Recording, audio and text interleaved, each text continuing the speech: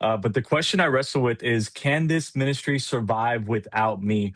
Am I building this ministry on my personality, on my platform, on my voice? Can this ministry survive without me? Am I able to take a week off without canceling a Tuesday night service? And I really think this, if our absence stops ministry, then I think we're not really leading a ministry movement. We're building ministry on ourselves. This is a special replay of the live digital conference 2026. In just a moment, you'll hear more from Danny Rangel at BT Young Adults. He shares how to share the pulpit, building up a teaching team. You don't need a ministry that's dependent on you as a person or your personality. It's our role to equip the saints for the work of ministry. This is an amazing teaching. Be sure you're subscribed. That way you have access to the full replay. And while you're here, check out the Young Adults Today conference, March 13th and 14th. We'd love to have you in the room this year in 2026. Hey, everybody, this is Josiah Kenneally, and I want to call all young adult ministry leaders. We are gathering this March 13th and 14th, 2026 in Minneapolis, Minnesota. It won't be the same without you and your team there. So sign up today. There's going to be times of worship lifting up the name of Jesus. We will share meals and break bread together. We're going to pray together. We will grow and exchange ideas and best practices. One of my favorite parts each and every year is the round table discussion. You're going to hear from trusted voices in church, leadership, and young adult ministry through main sessions, through panels and Q&A times. It's not just an event though. This is a community, your home base for young adult ministry as a leader. Let's start the year off strong and together, and we will reach the next generation for Christ. Also, join one of our 12 coaching communities that launch February 16th, but registration closes February 9th. Get signed up. The details are in the show notes. Happy New Year, everybody. It's 2026. Here at Young Adults Today, we realize that ministry can be lonely, and it doesn't have to be. So we want an opportunity to extend an invitation to join our coaching communities and the program that we have limited spaces for that launch in February. You'll meet along with us, a lot of young adult ministry pastors. There'll be a monthly peer-to-peer mentoring. We're sharing ideas, building community. So check out more details below at youngadults.today/coaching-communities for more information. All right, take it away, Danny. Nice. Excited to dive into this conversation of creating a ministry culture of sharing the stage and steps to building up a teaching team. I don't know about you guys, but this is a question that I have wrestled with. I've been in ministry for 15, 16 years now. But the question I wrestle with is, can this ministry survive without me? Am I building this ministry on my personality, on my platform, on my voice? Can this ministry survive without me? Am I able to take a week off without canceling a Tuesday night service?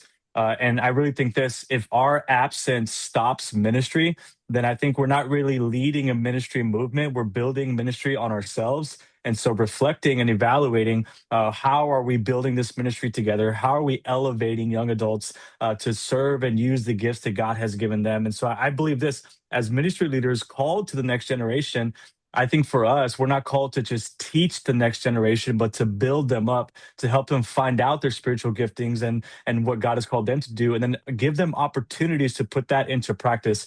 And it's not just placing people into spots where we don't want to do that job or do that position, but really building them to one day hopefully take over what God has called us to build right now, and how are we providing those opportunities for them to do that. And so I think a question that we can reflect on in talking about this topic is, what is the clearest sign of our calling? I think is our willingness to share the platform. I think a clear sign of our calling is our willingness to share the platform that we have been called to steward. And I know it's scary. It's that feeling of, what if they don't do a good job? What if they say something bad? Do they have enough Bible knowledge? All of these thoughts and things and questions can come to mind. But I think it's really amazing as spiritual mentors, as ministry leaders, to not just teach them, but to pour into them, to help them exercise those gifts. And so I want to talk about a couple of things of why this is needed and how we operate this at our young adult ministry in our church. But why this is needed, carrying the full like teaching load long term is going to lead to burnout and fatigue. Read John Mark Comer. I'll just stop there.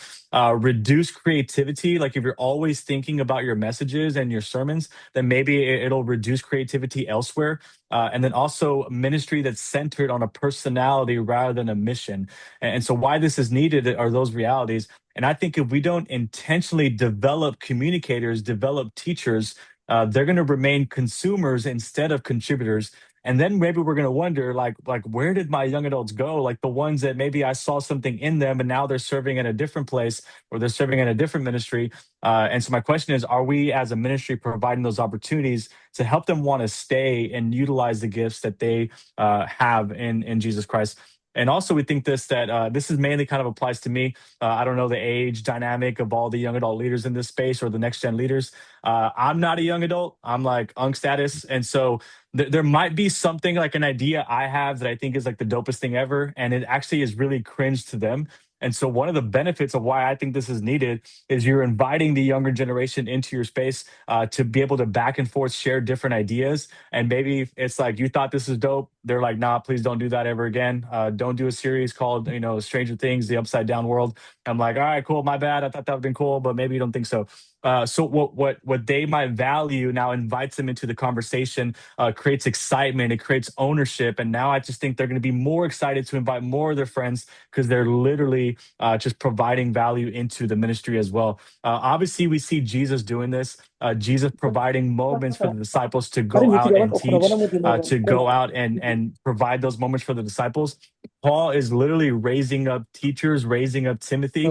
As you read the New Testament, First Corinthians, Book of Acts, Philippians, we see this. Paul is like, this is my boy Timothy. Like, learn from this guy. Like this is someone that I trust, someone that I have poured into, someone that's now going to go and teach you. And so we see that Paul really shares his influence in pouring into the next generation of building up communicators, building up teachers to build a ministry that goes way beyond himself. And I think that's our goal in ministry is, can this ministry go beyond us? One thing I tell our young adults all the time, young adults, we talk about revival, we talk about these things, and I always say this, like, man, I think we want to experience revival, and that's a prayer that we have. But what I often challenge them is this: what good is revival for our generation if it doesn't affect the next one? And so I think in pouring into the next generation, we are allowing them to really live out those giftings that God has for them, to not just pour into themselves and their peers, but to the next generation as well. I pray that our young adult ministry that we're building at BT Church goes beyond the young adults right now, and we get to see it 20, 30, 40 years down the road as something that God is continuing to build up.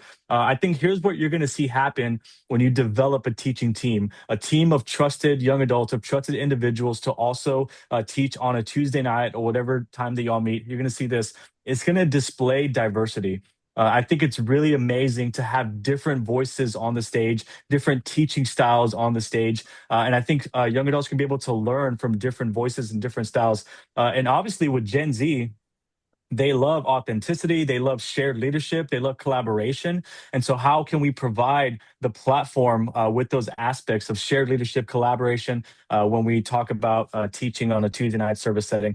And they want to be a part of something, so let's provide that. So it displays diversity. And secondly, what you're going to see is it's going to protect longevity for you as a minister of the gospel, where you can now focus on other areas. You can spend more time in prayer, more time vision casting, or just dreaming about the ministry, more time evaluating other areas. If you're not focused on the message for Tuesday night, you can see, how are our dream teamers doing? How are they greeting at the door? How's our prayer team doing? How's our production worship team doing? And now you can evaluate and help in those areas. And for pastoral care, you can have more moments where you can have simple one-on-ones or conversations with young adults that you might not be able to have the opportunity otherwise, because we're focused on the message for a Tuesday night. And now I want to focus on the last part of, how do we start this? If you're thinking about creating a team to work alongside you, to share the stage, to create a team of others who can teach at your young adult service, how does it work? I'll just kind of share how this works for us really quick. At our church context, we have 6 campuses church-wide, and every campus is live worship and live teaching. So this vision really comes from our main leadership, our lead pastor, where in his mind, he's our lead pastor, but he doesn't teach to a screen. And then that screen is video fed to every other campus. He raises teachers to pour into those campuses. And so I'm a part of our teaching team on Sunday mornings. And so we saw this in his humility, practice this. And so now we trickled that down to our next gen ministry, to where now myself and our student pastor, we develop a next gen teaching team of about 8 or 10 young adults or so. And what they do is they get opportunities to, one, dive into our sermon prep moments. So every week we gather together for about 2 hours, literally doing this later today, and we'll prepare the message for students and prepare the message for young adults, kind of outline the message together. And then somebody in the room is then going to go and teach it. We'll kind of decide that amongst each other sometimes, or kind of pre-schedule that. But everybody in the room is essentially prepared to go and teach this message that we have now prepared together. So we're inviting them into that space to show them how to sermon prep, to show them how to deliver a message as well. And so, how do we do that? Identify potential teachers. Who are the young adults in your space that maybe could one day get an opportunity to teach? And I know this is true for us. Maybe it's true for you. We all got those people in our ministry that ask for the platform. In my kind of personal opinion, maybe hesitate on those that are really asking for the platform. Hey, man, God put something in my heart. I want to go share this on the stage right now. And I was like, dude, I don't even know your name, bro. This is your first Tuesday here. And so kind of be careful to protect the platform, choose trusted people. But who are the bringers? Who are the humble ones? Those that are serving day in and or week in and week out, those that already believe in the ministry. Maybe those are the ones you can call up and then invite them into. So identify potential teachers and now invite them into those spaces, into those meetings. Show them how you sermon prep, how you take a passage of scripture and prepare a message, maybe in a meeting setting. And then also provide small teaching moments. Maybe you guys have a pre-service leadership meeting, a prayer moment before the service starts, and you do a little like leadership devo. We love doing that. That's a way that we identify certain people to join the team. We give them 5 minutes. Hey, pour into our leaders. Create a 5 minute devo that you can pour into our leaders. Man, like this person has the gift of teaching. Let's provide them more opportunity to do that. And then if you feel confident enough, provide that step of giving them a Tuesday night or giving them a Wednesday night moment to go and teach.